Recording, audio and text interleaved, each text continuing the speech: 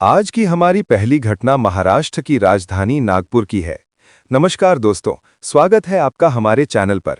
अगर आप चैनल पर पहली बार आए हैं तो चैनल को लाइक और सब्सक्राइब जरूर करें। ससून अस्पताल की इमरजेंसी वार्ड में उस दिन अजीब सी बेचैनी थी। स्ट्रेचर पर पड़ा 11 साल का बच्चा अब इस दुनिया में नहीं रहा था। डॉक्टरों ने जब उसकी हालत और केस हिस्ट्री की जांच की तो मामला सामान्य नहीं लगा। उन्होंने तुरंत विश्रामवाड़ी थाने के सीनियर इंस्पेक्टर पोपट सुपेकर को सूचना दी। फोन पर डॉक्टरों की बात सुनते ही सुपेकर गंभीर हो उठे। मामला संवेदनशील था। उन्होंने बिना देरी किए ड्यूटी पर मौजूद महिला सब इंस्पेक्टर शीतन लोमटे को एफआईआर दर्ज करने के निर्देश दिए और पूरी जानकारी वरिष्ठ अधिकारियों तक पहुंचाई। इसके बाद वो असिस्टेंट इंस्पेक्टर सूर्यकांत मारोड़े, शीतल लोमटे और कुछ पुलिसकर्मियों को साथ लेकर तुरंत अस्पताल के लिए रवाना हो गए। थाना विश्रामवाड़ी से ससून अस्पताल की दूरी अधिक नहीं थी, इसलिए पुलिस टीम कुछ ही मिनटों में वहां पहुंच गई। अस्पताल में डॉक्टरों ने बच्चे का शव दिखाते हुए पूरी मेडिकल रिपोर्ट और तिथियों की जानकारी दी। पोपट उपार ने शव का गहन निरीक्षण किया। कुछ बातें साफ तौर पर संदेह पैदा कर रही थीं। इसके बाद उन्होंने बच्चे के साथ आई महिला से पूछताछ शुरू की। महिला ने जो बयान दिया वही उसने पहले डॉक्टरों को भी बताया था। उसकी बातों में एक रूपता जरूर थी, लेकिन पुलिस को वो कहानी अधूरी और असहज लगी। औपचारिक कानूनी प्रक्रिया पूरी करते हुए पुलिस ने शव को पोस्टमार्टम के लिए भेज दिया और महिला को थाने ले आई। थाने में गहन पूछताछ के दौरान महिला की पहचान सामने आई। उसका नाम था राखी बाल पांडे और मृत बच्चे का नाम चैतन्य बाल पांडे। चैतन्य उसका इकलौता बेटा था। यहीं से इस केस ने एक साधारण घटना से निकलकर एक जटिल और चौंकाने वाले रहस्य का रूप लेना शुरू कर दिया। डॉक्टरों की रिपोर्ट और राखी के बयान में जमीन आसमान का फर्क था। पूछताछ के दौरान वो बार बार अपनी बात बदल रही थीं, जिससे पुलिस को साफ समझ आ गया कि वो सच छिपाने की कोशिश कर रही है। शुरुआत में वो खुद को बेगुनाह साबित करने का नाटक करती रहीं, लेकिन जब सवाल किए तो उसका हौसला टूट गया। आखिरकार उसने अपना गुनाह कबूल कर लिया कि उसने अपने विकलांग बेटे चैतन्य की हत्या अपने प्रेमी सुमित मोरे के साथ मिलकर की थी। ये स्वीकारोक्ति मिलते ही पुलिस ने तुरंत कार्रवाई की और सुमित को उसके घर से हिरासत में ले लिया।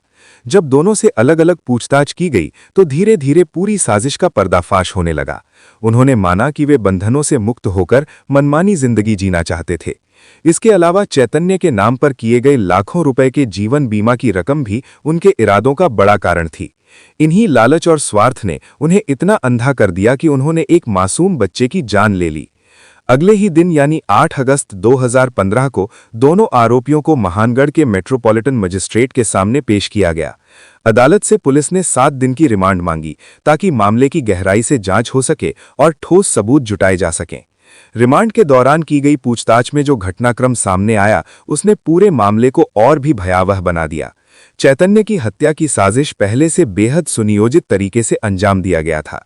इस तरह जो मामला शुरुआत में एक रहस्यमय घटना लग रहा था, वो धीरे धीरे एक निर्मम अपराध की कहानी बनकर सामने आया, जहां रिश्तों, लालच और बेदर्द इरादों ने ममता को भी शर्मसार कर दिया।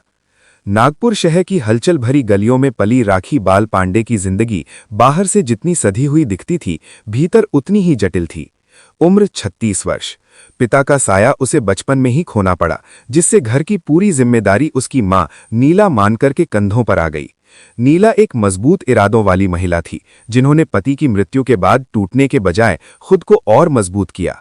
छोटी छोटी 2 बेटियों की परवरिश उन्होंने अकेले की, उन्हें पढ़ाया, लिखाया और इस काबिल बनाया कि वे आत्मनिर्भर बन सकें।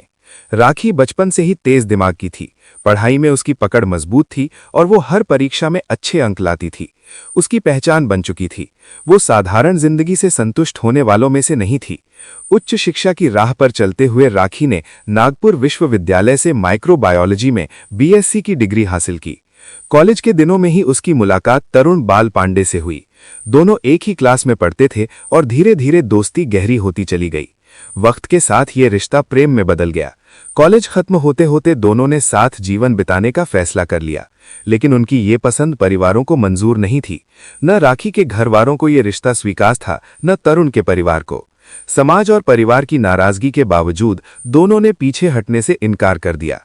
आखिरकार उन्होंने साल 2000 में कोर्ट मैरिज कर ली। शिक्षा और योग्यता दोनों के पास थी, इसलिए शादी के बाद उन्हें अच्छी कंपनियों में सम्मानजनक नौकरियां मिल गईं। उन्होंने शहर में अच्छा सा किराए का मकान लिया और नई जिंदगी की शुरुआत की।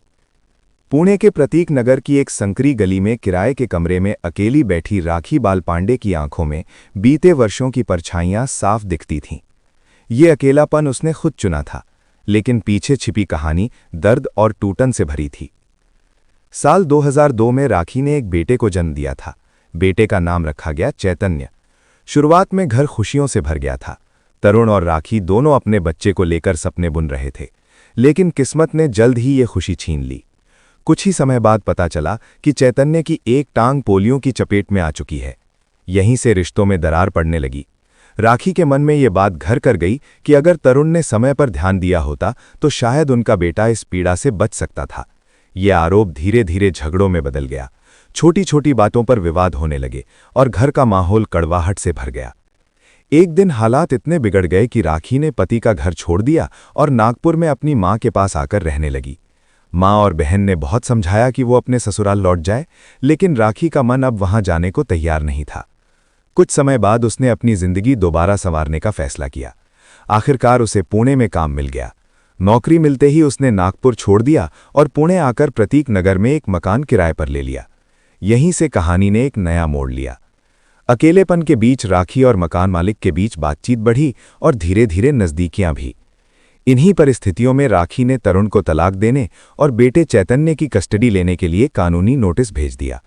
लेकिन ये रिश्ता किसी मुकाम तक पहुंचता उससे पहले ही मकान मालिक की पत्नी को सब कुछ पता चल गया। घर में भारी हंगामा हुआ। गुस्से में आकर उसने राखी को तुरंत घर खाली करने पर मजबूर कर दिया। और बात यहीं नहीं रुकी। थाना विश्रामवाड़ी में उसने अपने पति के साथ अवैध संबंध और ससुर को ब्लैकमेल करने जैसी गंभीर धाराओं में शिकायत भी दर्ज करा दी। प्रतीक नगर की घटना के बाद राखी की जिंदगी पूरी तरह उलट गई थी। मोहल्ले में उसकी छवि बुरी तरह प्रभावित हुई। लोग तरह तरह की बातें करने लगे। हालात ऐसे बने कि उसे न केवल अपना घर छोड़ना पड़ा, बल्कि नौकरी से भी हाथ धोना पड़ा। एक प्रॉपर्टी डीलर की मदद से उसने पुणे पावाकड़ेवाड़ी क्षेत्र के टिंगरे मगर में रोड नंबर 1 पर स्थित एसवी एनक्लेव के प्लॉट नंबर 1 में सुनील मोरे का एक खाली फ्लैट किराए पर लिया। ये नई शुरुआत थी, लेकिन वो अकेली नहीं थी।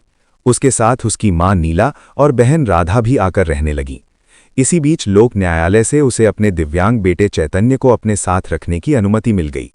ये फैसला राखी के लिए भावनात्मक राहत लेकर आया। चैतन्य भी पुणे आ गया और परिवार एक बार फिर साथ हो गया। चैतन्य की पढ़ाई के लिए राखी ने उसे पुणे के इंटरनेशनल इंग्लिश स्कूल में दाखिला दिलाया। मां और मौसी के साथ रहने के कारण चैतन्य को घर में पूरा अपनापन मिलता था। तीनों महिलाएं उसका विशेष ध्यान रखती थीं, जिससे वो खुद को सुरक्षित और प्रिय महसूस करता था। चैतन्य को संगीत से गहरा लगाव था। खाली समय में वो अक्सर गाने का अभ्यास करता रहता। उसका सपना था कि वो एक दिन इंडियन आइडल बने। इस सपने को सच करने के लिए उसने 2 बार